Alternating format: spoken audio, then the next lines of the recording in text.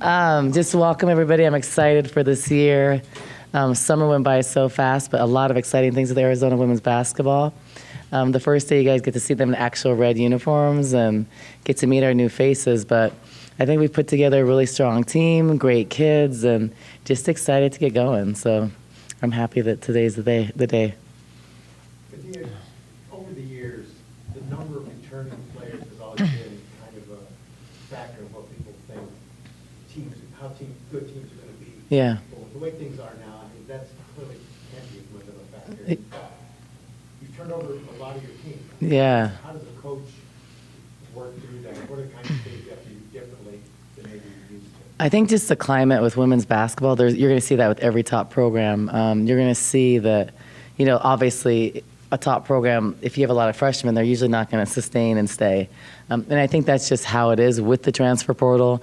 And I think with the new rules that came out this year, I think it's going to be even more glaring. And that's kind of how it is. I think you have your core of returners that are usually going to be your best players, and then just new, good young talent, and then transfers. And I think that, like for us, we probably won't usually have 3, 4, 5 kids from the portal, but I think also one thing about now is, throughout recruiting, you sometimes recruited someone on the front end, and you may not get them, and then they maybe come to you later. So, we have a lot of new faces. It's exciting though, because I think that we have new pieces that can really add to what we do, and that's on and off the court. So, adding Jade Lavelle, who was the second leading scorer in the Pac-12, and a really good perimeter player, will add consistent three-point shooting and toughness and size on the perimeter. And then you look Lauren Fields, a phenomenal defender from Oklahoma State, who brings winning and experience. And then you look at Esmeri Martinez, who is a stretch four, a really good three-point shooter, a gamer, one of the best offensive rebounders in the country. And then you look, those are the upperclassmen that came here, and they're going to add to Kate Reese and Lauren and just all the good players, Shayna. And then you look at the freshmen, who these players are going to lead. It's Maya, Kaylin, Paris, and Lamaya. It's a pretty good group, and a great freshman group that can learn from some experienced vets. And I think I'm excited to put that together. Now on paper, you look on paper, you're like, oh, we should be good. Well, you got to put the puzzles together, and that's the challenging part as a coach, and I think that's the exciting part. So I'm excited. You started recruiting Maya when she was in 8th grade. How excited are you? Mm-hmm. So Maya, started recruiting Maya since 8th grade, and Maya, the good thing about Arizona was Zeke was here. So Zeke actually helped the group because she was always visiting, her family was visiting Arizona to see Zeke. So Maya took a lot of unofficial visits, just incidentally. And obviously it started the relationship, familiarity with Arizona, and the comfort here. And then it also, they have a younger sister. So I said, we should just keep it all in the family. So just Maya's great. She's kind of a dream for a coach. She's incredible off the court. She's in an accelerated medical program, which, that's like probably a couple kids in the country do that. And then, the servant mentality, her family with their foundation, building a school, in Africa, and they're going to do a lot of other things. And then just being the player she is with the work ethic she has, that's the total package kid. So, Maya is just incredible. Great. Ari. I'm happy. Yeah, so Ari, people forget about Ari. Having Ari here is incredible. She is a great leader. She's a player that's doing it right now. So this morning she worked out in the weight room, but she's doing it. And so they're able to see a pro and what she does, how she takes care of her body. They're able to talk to her about things that she does on a daily basis, what it's like to be a pro. It's one thing hearing it from me when I played 30 years ago, and it's another thing hearing it from Ari, who's playing in the WNBA now. So there's a lot of value to that. She's a point guard, so she's able to mentor these point guards, but she's able also to mentor players like Kate and Lauren and Maya, and just tell them, hey, you have to do this to be good. And so extremely valuable. And Ari's someone who'll be around for a long time, and I'm going to mold her into becoming a coach. So hopefully when she walks away from professional basketball, she'll walk into coaching. Esmeri, you talked about her offensive rebound. Mm-hmm. And in the past, that has been a big emphasis for you. Mm-hmm. will there be changes to your style of play? Are you going to emphasize that more? Yeah, so I didn't emphasize in the past because we didn't have a great offensive rebounder, and just kind of go off personnel. And I don't value offensive rebounds. I value transition defense. But with someone like her, like she would be able to crash. So she would be someone I send to the glass, and I would be strategic about that.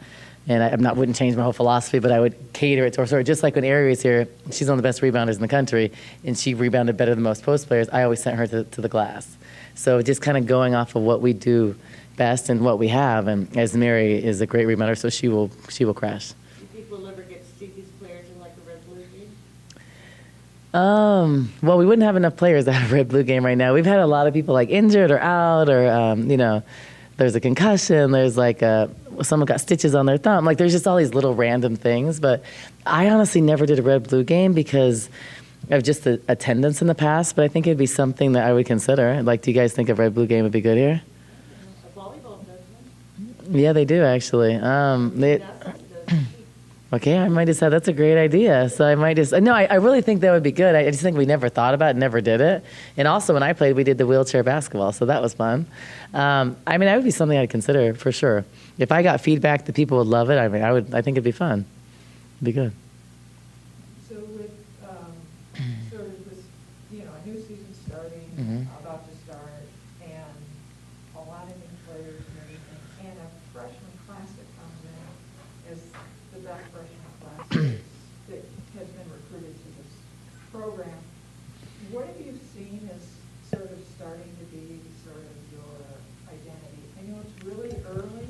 Ooh. Really early. Really early. But, with strong freshmen like that, plus who you've got coming back, you must see certain things happening and bubbling up.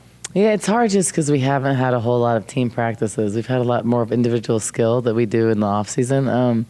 I think that there's a tremendous amount of potential, but you don't ever know how things pan out until like they're in your system and you actually play. So, like on paper and after skill, you think, oh, this person can be great, but it's just like, how does it like work in a game? But I think that what's promising is the talent and the level and where they're at compared to a couple of years ago. Like these freshmen are better than our freshmen were a couple of years ago. If you look at Maya, she's versatile. She has potential to be a really well-rounded, versatile player with three-point range and stuff. And if you look at Lamaya is a really good athlete. She's long and lean. She'll be a great defender, and she's really good at slashing to the basket. You look at Kaylin, she's a fierce competitor. She can shoot. She can take it off the dribble. She's got a really good game. Now she's just got to learn how to run a team because she'll play the 1 and the 2. And then Paris also. So Paris is mainly will play guard, but just her learning the game. The game's faster than high school, so there's some pace things, but she has a great handle. She's getting stronger. So I think they're all going to be really good and so different. And they're all kind of different positions and have different strengths. So I think when I look at the future, they're the future. That group is who you. So I think the challenge for coaches nowadays in top programs is you have this good group of freshmen, like let's say 3 or 4 freshmen, in our case 4. And then you have like really good transfers and upperclassmen, so you want to play your freshmen because otherwise you're going to lose all of them. And that's the way it is. So everybody around the country, you saw last year, we lost all of our freshmen. So I think that, and that's the challenge because kids want immediate gratification. And they want, if people don't play, it's not the mindset like when I played, oh, tough it out, get better, and play in a couple years. That is not the mindset. You don't play, you leave. And that's kind of the culture of women's or basketball around the country. So I think that it's the balance of developing them, giving them experience and playing time, and then like integrating them, and then you really can win with them when they're junior, seniors. You can win championships. So that's a hard balance for a coach because you come to a point like in the off season, we could have taken 2 or 3 more really, really talented transfers, and I remember thinking like they want to come here. Whoa, we'll be really good, but I have to understand if I would have made that decision or I didn't make that decision because we might win more games now this year. Let's say we win 3 or 4 more games, but I would have probably lose all my young players. And so I made a decision not to do some of those things because of that, but those are hard decisions as a coach. So you have to look at the big picture. Is that why you're only having 12 scholarships? No, I'm only having 12 because 15 was a nightmare. Like when you have 15 players, you have 10 players that hate you. And they're miserable. Like, it's just how it is. So I think 15 is way too many. And like, I didn't really understand, just a younger coach. It's like, you think 15, oh, we have great enough to practice. And now I have 12 and we haven't had enough to practice. Like, so it's kind of like damned if you do, damned if you don't, right? So, I think that the magic number, a good number is 12, and we're going to get a mid-year. One of our players is going to come in December. We're going to have 1 to 2 players come. So then that would bring us to 13 or 14. But I think that magic number that's good and manageable is 12. 15 is like, you're going to lose 5 players. You name the captain? No. Is this Kate's team? It's always going to be Kate's team. This is Kate's program. Kate's been on the face of this program for so long. I rely on her. But no, I have not named captains, and I'm not even close. What have you seen out of Shayna during this offseason as she continues to develop her game? I know she talked about wanting to get better at the perimeter. She's improved a lot. Shayna has worked on her mid-range game. She's worked on her shot. She's put the work in, and she had some great experience with Canada basketball. And, unfortunately, she didn't go to the World. Fortunately, but unfortunately. So if Shayna would have went to the World Championship, she would have been gone now the whole month. And she did not, to focus on school. And basketball is hard to leave for a month from school because international kids have to be in-person classes. It's this new law that passed. So it would have been really challenging. So she chose to focus on Arizona basketball her last year. And she's bought in. She wants to play pro, so she's putting in the work, and you guys will see a much improved shot. I mean, just the form, technique, the arc on the shot, everything.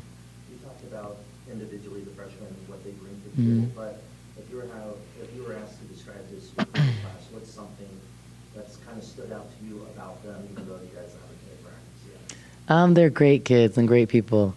Maya, sweet, and like, so let me give you guys an example. So like Maya's recruiting visit, and even now, Maya would take the food to go in like all these containers. Like after, we always have so much food on visits, you don't eat half the food. And she would box up the containers like there's extra bread on, and I was like thinking like, oh, you're not going to eat that later, because you eat so much food. But like she was taking it to give it to homeless people. And so I remember it stuck out in the visit. I'm like, wow, all the kids are worried about TikTok, and you're worried about giving this food to homeless people. And it was really important to her. So every meal we were at, she took it, and I remember driving her to a park on the visit to deliver it to a couple people. And we found a guy like on a bike near a park, actually off of Speedway over there, and gave it to someone. So my point is that she's different. And I always say, like, made for it. It's cliche, but she is made for it, and she's built different. And one of the things that we use in the program is go beyond, and she goes beyond. And if you look at Paris is amazing. I love her. She's has a great personality. She's a connector. People gravitate towards her, and she's fun, and comes from a great family. Like, I love her mom, and just chose Arizona and chose to come across the country from New York, and I think wants to do something special here. So I think she has a chance to be really, really good. And then Lamaya also from a great family, great people. It feels like our family. She is athletic, long. She's like the sky's the limit with her. She's getting stronger because she's got a really lean frame. So she's getting stronger and, working on her outside game, but just as a freak athlete with a tremendous amount of potential. And I envision her to be, in the future, a better version of Sam. But like a quicker, kind of more athletic, but similar. I think she can defend later like Sam did, and I think she has potential to do that. And then Kaylin's a beast. Kaylin can score. Kaylin can handle the ball. She can shoot. And most players at her age don't come in. There is like no doubt in my mind, like hands down, Kaylin should have been a McDonald's All-American. And it is crazy because she's better than half the guards that were. And she is a worker. She loves the game. She is that kid on a Friday night when everybody's out with their friends or hanging out or watching Netflix. She's the kid that's at the rec center playing basketball. And I love that. And then what's the biggest transition for a freshman to make from high school to college, on and off the floor? What is that biggest transition? The first thing is maturity. A lot are very immature. And I think that, there's a lot of parents that are, I think just with the generation, I'm not saying these are kids, I'm saying like in general, a lot of helicopter parents that do everything for their kids. So there's just a lot of players nowadays are in general. I mean, we talk to recruits every day. They don't know how to do laundry or anything because their parents do everything. So they get to college, it's like, so I think just the maturity, the time management, I think that it's important to have, it's great that we have great leadership here, because if we didn't, the freshmen aren't guided correctly. So I think there's, I'd say time management, just being able to juggle, like being away from home and taking care of your body. Like you don't know how to cook usually. So it's like, what do you make the right choices with food? So we provide a tremendous amount of food because we know that. But just managing all the things. There's a lot of things. I mean, you know, they're nervous today. It's the first day of practice. These are longer practices. And just like when do you fit in your study? When do you fit in this and that? And it's just a lot of stuff. I mean, and they're pretty busy. So we use this thing called Teamworks that keeps everybody in line. But I think just navigating all the areas and being successful at it's difficult. Time for one or two more. So, I have two real quick. One is, you know, you had off-season practice for the first time in 3 years. Yeah. How do you think that's helped you now, especially with the new freshmen coming in and Yeah, so, everybody? well, we always have off-season practices, but so it's the same, I think it's felt different. It's the same amount of time. It was just condensed into 2 back-to-back sessions. So before we'd have time off, something, and then time off. Now we just had like back-to-back sessions and time off on the front end and back end. So it was the same time. It was strategic, though, to have the freshmen like with the upperclassmen working out. So just for like chemistry and cohesiveness of our team and just like time together. So I think it helped. I think it helped in the sense that we had a lot of skill development time. We had time to just spend together, move into the apartments. I think we're just going to be further along typically than we would be. But, you know, right now I think we just had a lot of like small things. We had like COVID, we had the flu, we had, you know, someone hurt their finger. Like we had just random things. So I felt like we've been out a lot just with random stuff. Like someone has a cold, but it's 3 days, you know, stomach bug, like just all those things. So I feel like today you're not going to even see us full force. We'll have like half of our players in practice, but we don't really have to be at our best in, you know, on September 30th. I think that's the date, or whatever the date is. So we need to be our best, and, you know, we get better like in, I'd say, January. So I think it's just time, but I'm hoping the summer has us ahead of where we typically would be. And who, I know that you see the potential in everyone and you have expectations, but who are the ones that you've seen in individual practices and everything up to now that you were like, oh, well, maybe they're a little ahead of schedule, or they sort of stand out a little bit at this point? I'd say Kate is ahead of where I thought she'd be with her shoulder. I think she's doing really good. A little limited, but not really. In practice, working hard, looking good. I would say, you know, Maya. I think very fundamentally sound, smart, great work ethic. I would say Caitlin and her skills, ball handling, shooting ability. But it's what I expected. I'm trying to think of who else. Shayna is way ahead of where I thought she would be, just as far as her shot, and you know we've been working a lot on it, but it looks really good. And I think what I like is that like Caitlin and the freshmen are really pushing her too, and so they compete and they go at it hard, which I like because that reminds me of Shayna and Ari 2 years ago. So I like that competitive, and Caitlin's really competitive. I like the fact the freshman doesn't back down. So it's been a really good, healthy thing. Who else?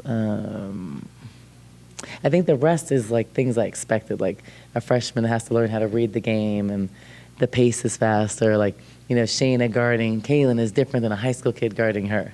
So some things you can't usually get by someone on some moves, and Shayna's a really good athlete. So I think those things, and Esmeri and Lauren Fields. I think getting, you know, Lauren Fields healthy, ready. She cut her finger, so she had some stitches, so her thumb isn't 100%. And Esmeri, you know, working in the shape and, you know, just being ready, making sure her knees are strong, everything. So she's been good. But I think Esmeri's going to help us a lot. And Lauren, because Lauren's strong, and she plays the defense the way we do. So those are two players that are going to be really critical for our future, too. So they're players that have 2 years. So having both of them, I think they're players that I'm going to count on for their leadership, their work ethic, and their toughness, and they're going to bring a lot. And then Jade Lavelle is what I expected. She's where I thought she'd be, as good as I thought she'd be, probably a little better. Her pull-up jumper, it looks like an NBA guy's pull-up jumper. So she's going to be incredible for us. And she gives us a lot more shooting from the perimeter. I have time for a couple more. Quail, be the three, like. She'll be everything. Pueo will be the 1, 2, 3, 4, 5 like she always is. Pueo is phenomenal. Pueo is the best condition I've seen her since in the last 4 years.